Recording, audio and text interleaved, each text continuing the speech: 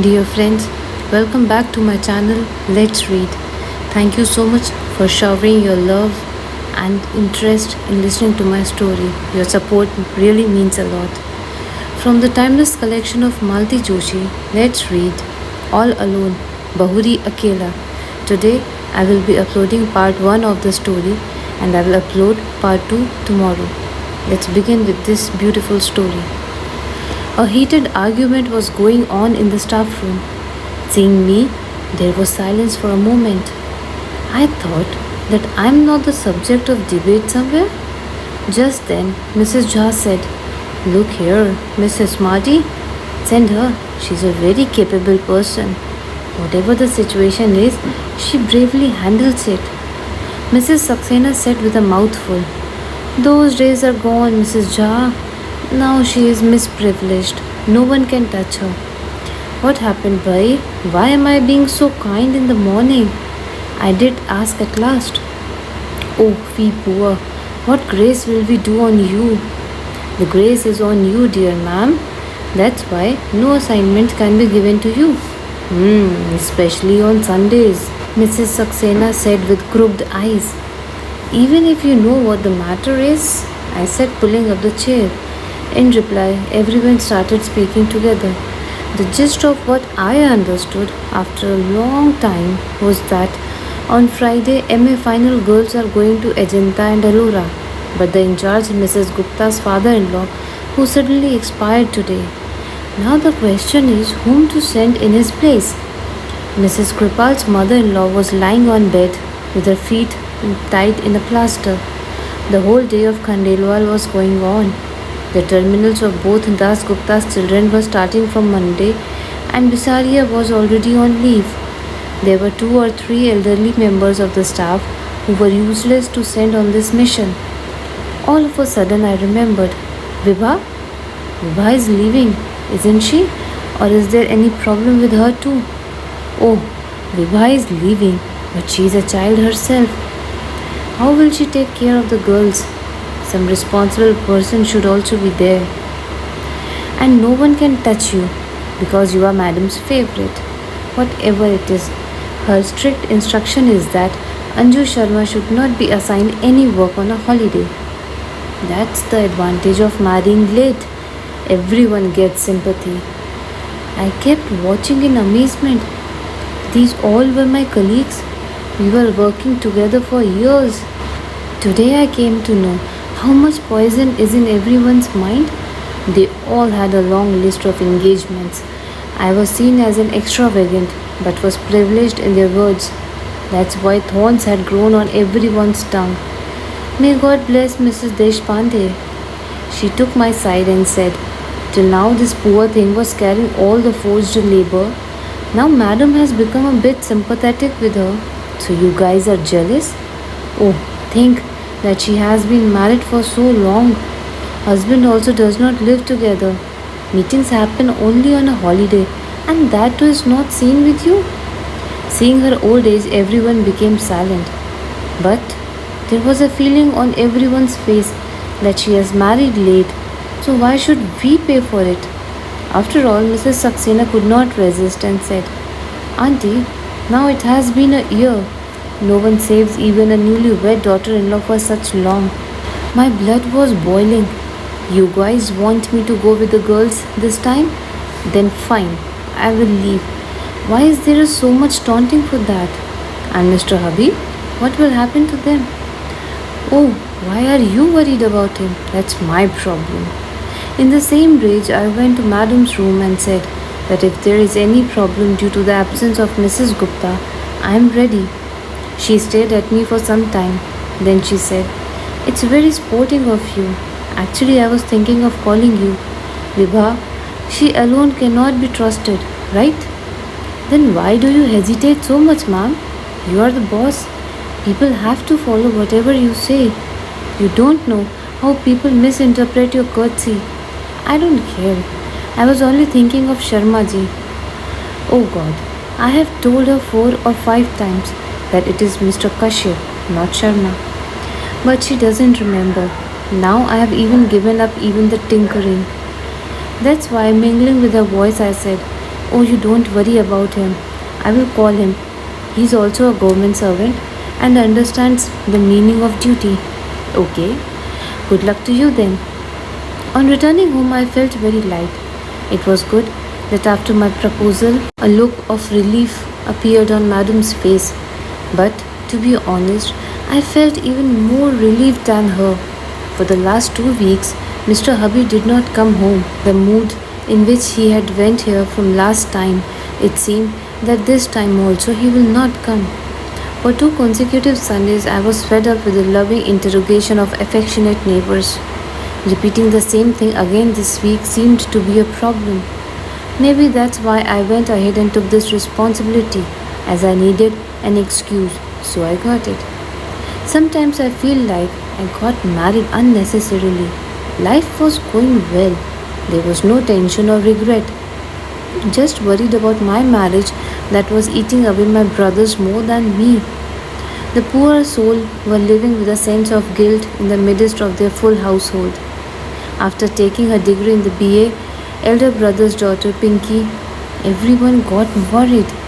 At least before her marriage, I was bound to be married. So Mr. Kashyap was surrounded. Marrying the father of 2 children aged 10 and 12 was not at all exciting to me.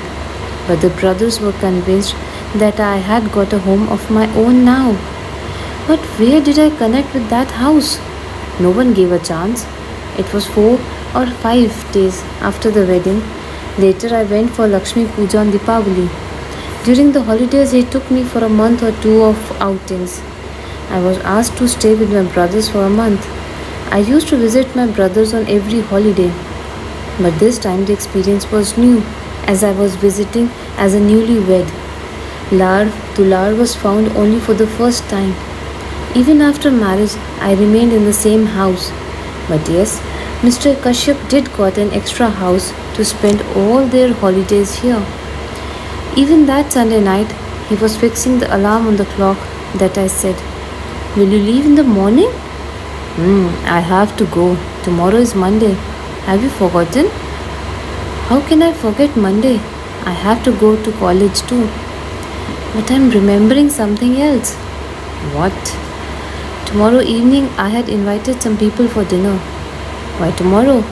You could have called them today itself. Today? No, it doesn't feel good to be called just like that. There should be a chance. Okay, so what's tomorrow? Your memory is so good. You sit here and remember not only the birthdays of your children, but also the birthdays of nephews and nieces, uncles and aunts. Is tomorrow your birthday? No, my birthday come and go back many days. Those who remembered celebrated it too. I had to make up 100 excuses for you. I had to buy a sari from my side and present it as a gift from your end. You don't remember my birthday? Well, it doesn't matter anyways. But tomorrow's date should be remembered by you. Or is it also of no importance to you? Even though I didn't want to, my voice had become a bit hoarse. He glanced at the calendar. Oh, so tomorrow is November 11. That means 1 year to our marriage. Blessed luck, you remembered? But why did you hang your face like this? I have told you to stay down. But if there is any problem, let it be. If the mood for celebration is there, then I will accompany you. Otherwise, there is no need for that also. If you want to come, you can come, he said. But there was no insistence in the tone. It's like the children's exams are going on. It's Shaunak's maths paper on Tuesday, so I have to go tomorrow. By celebration, I didn't mean any party. We could all have dinner together or watch a couple of movies. It doesn't matter if the kids' exams are going on. We could have stayed together all day. If you would have said this much only, I would have been happy with that. But you did not even remember. You remember even Thakurji of Amma. On the last Ram Navami and Janmashtami, all the items of makeup were taken from here. You just can't remember my birthday or your wedding anniversary? Why are you repeatedly taunting the children and my Amma? They are my responsibility. Yes, and then what am I? Only meat? What need? Do I have to tell you that also? For some time, there was a terrible silence in the room. Then I said, "You want to be a perfect father in front of the children. That's why you don't give preference to me. I know. That's why, till date, you haven't tried for my transfer." Surprisingly, Ammaji even never insisted on it. "Oh, please, leave my mother alone." I am not abusing her. I am saying only one thing. If there was an emotional woman, she would have said, "Daughter in law, you come and take care of your household quickly and give me leave." But they are very practical. She likes this arrangement. Her unilateral rule in the house also remains, and the son does not face any problem. He remains the ideal son, the ideal father remains, and his weekly bliss travel also goes on smoothly. Bliss travel? Wow! What do you think you are? Some beauty for which I go crazy? Okay. It felt as if someone had put a punch on the heart. With great difficulty, I could absorb the pain. Then I said in a very astringent voice, "If I had been a courtier, I would not have sat unmarried for 34 years, nor would I have married the father of 2 children." As soon as I said this, I lay down facing the wall, due to which I could not see his face, but he must have gone dark. I don't know where he slept that night. The alarm went off in the morning, but I didn't get up. He probably made his own tea, but I kept holding my breath. I don't know if he even gave me a voice while leaving. When I woke up in the morning, I felt as if I had woken up after seeing a terrible dream. After that, today is the third day. Friday, there is no news of this man. He must have been very upset. Would have thought that she would try to convince. But we are not made of clay. Rather, we should have got angry. We have been insulted. In fact, I was relieved by his absence because I felt that I would no longer be able to bear the touch or proximity of that person. In the morning, I was filling up the bag when the phone rang. I am speaking. I? How important is it? As soon as you hear the sound, you will be recognized. Oh, it's you? Say it. We are reaching by 9 o'clock in the night. I called you so that you can prepare the food. My food was getting wasted since last 2 Fridays, but I didn't mention this to him and said, "What do you mean by we? Children are also coming along. That's why I am coming by bus. The train reaches very late." I got confused. He was also a little distracted by my silence. "What happened? Any problem? If you want, I should not bring the kids." I had convinced them with great difficulty. No, the kids are coming, so they are most welcome. But there's really a problem. I'm going to Ajanta Ellora this evening. Can't you change the program? No, because it's not a pleasure trip. I'm going as an in charge with the college girls. But why you? Why not me? They haven't taken any work from me since last year. They have kept all my Sundays free. There are so many examinations in the college, but never ever given me the duty of invigilation. But taking more advantage of someone's kindness rarely feels good. It's my job after all. This time there was a silence. Then you didn't come home for 2 weeks, so I thought you wouldn't come this time either. If I haven't come for 2 weeks, you didn't even bothered. You didn't even called me once. Because I knew the reason. That's why I didn't call. I could have been sick too. If you had been ill, you would have called. But you were angry. I was not expecting you even today. Maybe Ammaji? Why do you bring Amma every time? I'm saying this from a very reverent conscious that perhaps Ammaji must have explained that you should be compatible with an earning wife. From there came the sound of phone thumping. I didn't care either. If you say bitter things, you have the courage to listen. Why do you say when you can't hear? While returning from college, I suddenly remembered that I should take some important things for the journey. Instead of turning towards the house, I turned towards the market. It must have been my fate that inspired me to do this. because as soon as I turned towards it, a school bus came in front of me. To save myself from the bus, I went so far to the corner of the road that I had fallen down. For a moment, darkness fell before my eyes. In an instant, a crowd had gathered there. Four kind hearted men pulled me out from under the scooter and took me to a nearby hospital. I immediately made a call to the neighborhood and went to the college. Neetu and her mother immediately came running and remained with me the whole time. My only purpose for calling in college was that people should not sit residing on me. But as soon as the news was received, Principal Madam also came along with two or three people and left her car there while leaving. When I returned home at 10 o'clock in the night, I had plaster in my left hand and 6-7 stitches in the left leg, and there were scratches on the knee and shoulder. Luckily, there was no injury on the head. As soon as I got home, before getting battered, I called up my elder brother. Before I could say anything, he said, "Hey, where have you been for so long? How long have I been calling you?" There was a joy in his voice. I postponed my talk for a while and said, "Oh, I went to the market a little bit." "But why were you looking for me?" "Oh, those Bikaner wale, they had come to see Pinky. They have responded with a yes." "Oh wow, congratulations for the same. The boy is going to Japan for 3 months. So he is coming to visit with his mother once. I wish you two would also come tomorrow." "Actually, Bhaiya, since I was going on a tour with college girls, so I refused him to come." "Okay, when are you leaving?" "I had to go today, but I don't know how I fell off the scooter. I have just returned home after getting the bandage done." "Oh, didn't it hurt too much?" No, it's not much, but it's little hard to come by."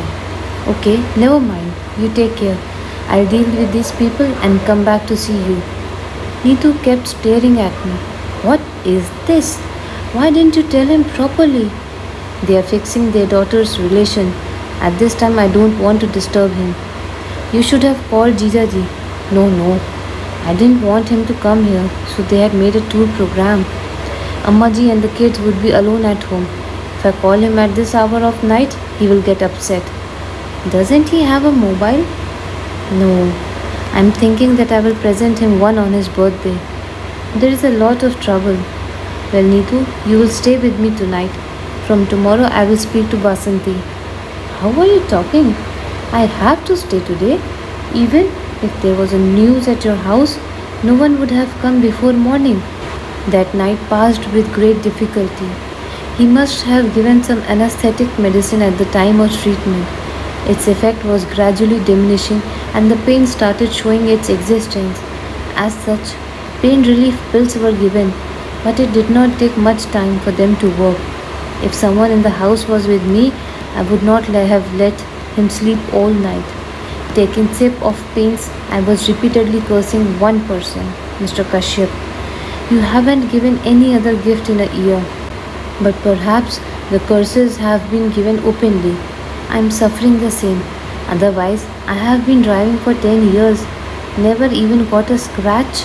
I could barely manage to get some sleep in the third phase of night. But Neetu woke me up for the tea at 7 o'clock. She was right to say that. She said, "Get ready by washing your hands and face. As soon as there is news in the neighborhood, the influx of people will start coming. You will get upset." Then she got my hands and face washed, fixed my hair. With her help, I changed my clothes. Then she handed me the cordless and made me sit on the couch. She was correct. The process of people coming from 8 o'clock, it started, continued till 10 and a half past. Poor Neetu could not even go home to take a bath. At 11 o'clock, I forcibly sent her home and said to put a chain on the door. The one that comes will open it automatically. It must have been hardly 10 minutes since Neetu went that the door opened on its own. I was surprised that neither the knock nor the bell. Who can come so suddenly? But when I saw the visitor, I kept looking. With both hands on the waist, Mr. Kashyap was staring at me, standing in the door. There was anger in that sight. Dear friends, This was end of part 1. Please stay tuned for part 2, which I'll upload tomorrow. Do not forget to like, share and subscribe the channel. Your support and love really means a lot.